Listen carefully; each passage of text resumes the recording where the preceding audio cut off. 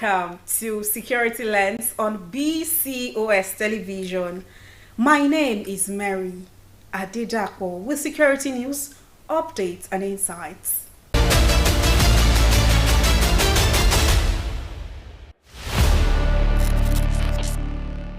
The Borno state government has alleged the fears that many repentant terrorists reintegrated into society after the rehabilitation and de-radicalization program will go back to terrorism. It's noted that a key part of the program is swearing by the Holy Quran, a strategy considered strong enough to prevent them from taking up arms again. State Commissioner of Women Affairs and Social Development, Zuwaira Gambo, stated this in an interview, saying that taking an oath with the Holy Book without adhering has implications. It will be recalled that on April 19, 2026, there was a growing outrage over the recent graduation and planned reintegration of 744 former terrorists under the federal government's de-radicalization, rehabilitation and reintegration program, Operation Safe Corridor. The development at the time triggered widespread debate over transparency, accountability, and the impact of reintegration on victims of violent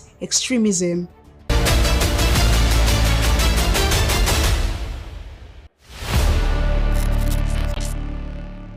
As Nigeria continues to grapple with a worsening wave of insecurity, incidents of banditry, kidnapping, terrorism and other criminal activities persist across various regions of the country. This has prompted renewed calls on state governments to strengthen security outfits such as Amotekun Corps, vigilante groups and other local security networks in a bid to find lasting solutions. In this report, Gbemisola Adebayo examines the growing calls for self-defense and other strategic responses to this menace. Our report.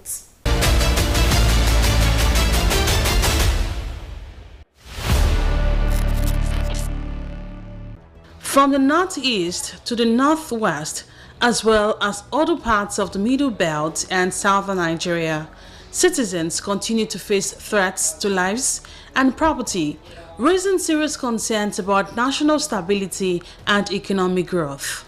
Recent incidents in Jos and other parts of the country have revealed a disturbing rise in coordinated attacks on churches, communities, highways, and even security formations, leaving scores dead, injured, or displaced. The increasing boldness of criminal elements has further heightened fear among residents, with many urging authorities to adopt more proactive and decisive measures to restore confidence in the nation's security architecture. A security expert who spoke with BCOS News, retired Captain Oladile Olasope, describing the insecurity as largely self-inflicted, attributing it to the proliferation of arms among herders and militant groups. This insecurity is self-caused. We caused it ourselves. Some people caused it. How can an ethnic group arm themselves, bring arms, AK-47, and they said they are using it to rear cows? An ethnic group armed, some other ethnic group, militants in Niger Delta, armed, then the Southwest unarmed. Okay, they said they formed Amotekun. Amotekun was not given the same firepower as the other people. And these people now, they now disperse them into forests all over the nation, the Southwest, the East, and all sorts of places like that. What are people doing in the forest? Are human beings supposed to be living in the forest? So when you see what is going on, it is a premeditated attempt for a particular heinous objective. He noted that while self-defense may appear necessary, it is not entirely effective on an individual basis. He, however, advocated for the empowerment of Amotekun Corps with more sophisticated weapons to replace the pump-action rifles currently in use, alongside the creation of additional local security outfits to combat the threat. There has to be vanguards, Amotekun, OPC. They need to be armed to combat them. and they need to have good communications.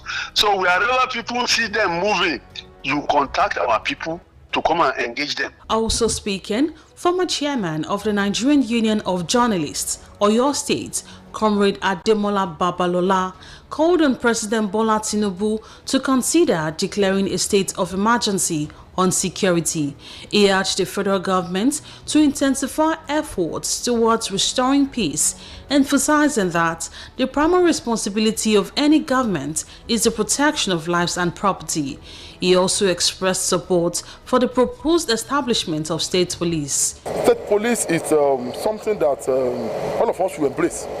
And I'm happy that police hierarchy in this country, IGP, submitted a report on state policing to the federal government a few days ago. So it's a good thing that we are now moving towards that. It's long overdue. But it's only people that are within a certain locality that can be able to ascertain and discover elements that could disrupt the peace of that setting or environment. So doing that now, giving us the state police, will ensure that people that matter, traditional rulers, community heads, with the state police officers and all other apparatus of government, we're able to now work jointly to be able to pinpoint some flash points or some areas, some individuals, some tendencies that could, ruffle the peace of society. As Nigerian confronts this pressing challenge, stakeholders agreed that a holistic and sustained approach is essential. Beyond military interventions, inclusive governance, economic empowerment, and social justice remain critical to achieving lasting peace and security across the nation. Bimsola Adebayo.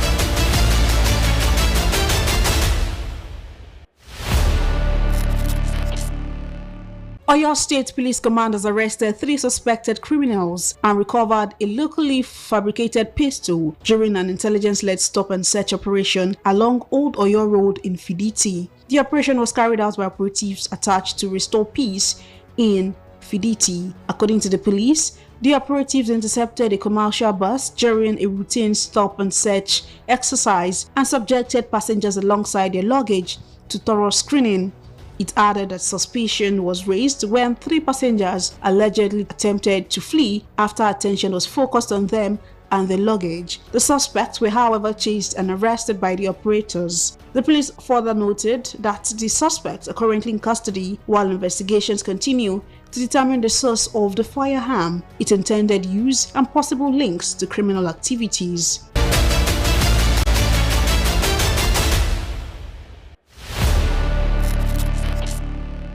The rising rate of drug addiction in Nigeria is causing heightened concern, with statistics revealing that around 14.4% of Nigerians are now participating in drug use, and a growing proportion of these individuals being women. Professionals alert that the consequences of drug addiction in women extend beyond personal impact, presenting grave risk to the health of mothers and the developmental progress of their children. Against this backdrop, Adeola Oladele analyzed the impacts of drug addiction on public health. Our reports.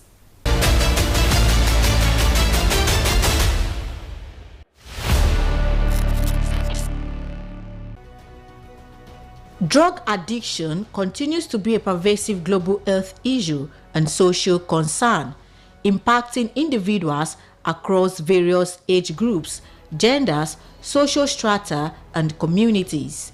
According to reports, cannabis remains the most prevalent substance used, while opioid misuse, particularly tramadol and codeine-based syrups, continues to escalate, with a notable increase in female involvement in drug use compared to previous years. In a chat with BCOS News, Dr. Victor Makanjola, a consultant psychiatrist at the University College Hospital, Ibadan, highlighted the severe repercussions of drug addiction among women, particularly during pregnancy, where substance use can impact both the mother and the unborn child. When a teenager is feeling low and unhappy most of the times, usually teenagers talk to teenagers. If they say that to a friend, they say, "Oh, you're feeling low," Why don't you try alcohol? It will make you feel better. Why don't you try marijuana? It will make you feel better. So they tend to now use this as a way to feel better, which in the short term actually works, that they feel better. But if you continue to use, then they will develop drug addiction. Dr. Makanjola stressed that to understand addiction, one must look beyond the substance itself and examine the factors that contribute to individual vulnerability. In the view of a drug addiction rehabilitation expert, Pastor Tunji Agbola, addiction often develops gradually, beginning with substance abuse before progressing into dependence. Everybody is lacking the focus on appropriate development of young people. And even where it all begins, the home. Families don't have the time to pay attention to their young people and so on and so forth like that. Young people, by chemistry, by biology, they look for thrills. They look for risky things. Because they are young, they are not experienced. There's a part of their brain called the amygdala that drives all this risk-taking, adventurism, and so on and so forth. In the olden days, in time past, there is a clear distinction between boys and girls in the way they do things. However, you have a lot more young women getting into this thing. Some of them are even influencing their boyfriends or their friends who are male into the use of drugs. Both experts agree that despite the growing extent of drug addiction, access to treatment and rehabilitation services remains limited, with only a small proportion of individuals in need receiving proper care and assistance. Using substances, either just in a harmful manner or in a regular, repeated manner that results in addiction, has a lot of mental health consequences. And that is one of the reasons why one should advocate for prevention. Because once those mental health consequences are established, treatment will be necessary, and it's not always guaranteed that full recovery will take place. Yes, many people recover fully, but there will be a few that may develop lifelong mental health challenges from this substance use. There's a higher rate of success than for relapse to happen if the rehab program is well done, particularly when you allow the individual to own the treatment. But then the individual need to see that, look, this is our life, and try to want to get better of it. However, relapse is a real thing. The respondents agree that while treatment and rehabilitation are available, complete recovery cannot always be guaranteed, stressing that prevention and abstinence remain the most effective ways of tackling drug addiction. Adiola Oladili.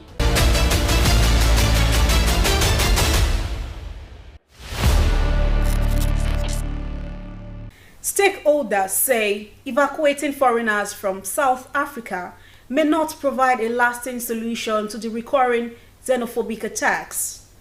They are instead calling for sustained diplomatic engagement and coordinated pressure through African Union and other international platforms to ensure the protection of foreign nationals. In this report, Olamide Owolabi examines the impact of attacks on Nigerians and other Africans and reports.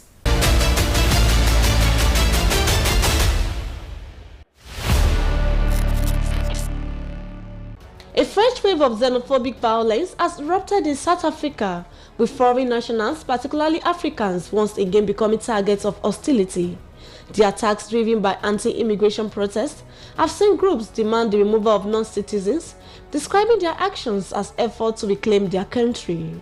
Reports indicate incidents of intimidation, harassment, and forced eviction of foreigners from homes, businesses, schools, and even healthcare facilities. The development has triggered concern across the continent, with countries such as Nigeria, Ethiopia, and Ghana initiating diplomatic engagement with South African authorities to safeguard their citizens. Nigeria's Minister of State for Foreign Affairs, Bianca Odumego Ojukwu, says about 130 Nigerians have so far registered for evacuation following the latest attacks. Speaking on the situation, a former South African resident, Ayoke, attributes the violence to economic hardship and inequality. It notes that frustration among locals is often directed at foreigners perceived to be more economically successful, adding that tackling unemployment and improving access to education could help ease tensions. If you look at their history, the whites have been them as different people. But when a black man comes, this is a black man like me now. How can you be driving a BMW when I'm driving a bicycle? I can understand a white man living that life. You as a black man, how come? So I think that's a major reason why they can't. That's what I think. Okay, there's another thing I should also say that makes us, especially my brothers in Nigeria, we don't know how to live life low profile once we have some money or we have some means. A lot of us are loud, that's another thing. And we're doing it in the faces of those people. In fact, for this particular one, I think it was misconstrued what was happening when some people in East London were coronating in quotes an Igwe. So they felt, so you're also a king here in South Africa. No, we're suffering, and these people come around, they even want to take over our land. And when they hear land in South Africa, they protest like, the rate at which they protest is just like it is in their blood. Before you know it, they are out and they are touristos. So immediately they saw that some people are coronating a king, and those folks were not coronating a king. They said, how can you be a king in South Africa? So that was what started this set of xenophobic attacks. In a similar vein, security expert Dr. Shola Ishola condemns the attacks, stressing that African nations once supported South Africa during the apartheid era and deserve mutual respect. He warns that continued violence could strain diplomatic relations and negatively impact South Africa's economic interests across the continent, urging authorities to take decisive action. There are implications because, one, it will negatively affect African solidarity. The kind of support that Africans are giving to South Africa is going to be diminished. And South Africans also have investments in other African countries. There are citizens of South Africa also in other African countries. If the principle of reciprocity is to be exerted on them, it will not be good on South Africans at all. And I think their leaders have a lot to do with this. Their leaders should find a way of curbing their citizens from, humiliating and exerting violence on other African countries. Otherwise, African countries may also begin to reciprocate by exerting diplomatic pressure on South Africa if their governments are reluctant to do anything to curb their citizens. Both analysts describe the situation as a wake-up call for Nigeria to strengthen its economy and create more opportunities for its citizens, thereby reducing the pressure to migrate in search for better prospects. The renewed attacks have once again raised critical questions about African unity and safety of migrants within the continent. Olamide Owolabi,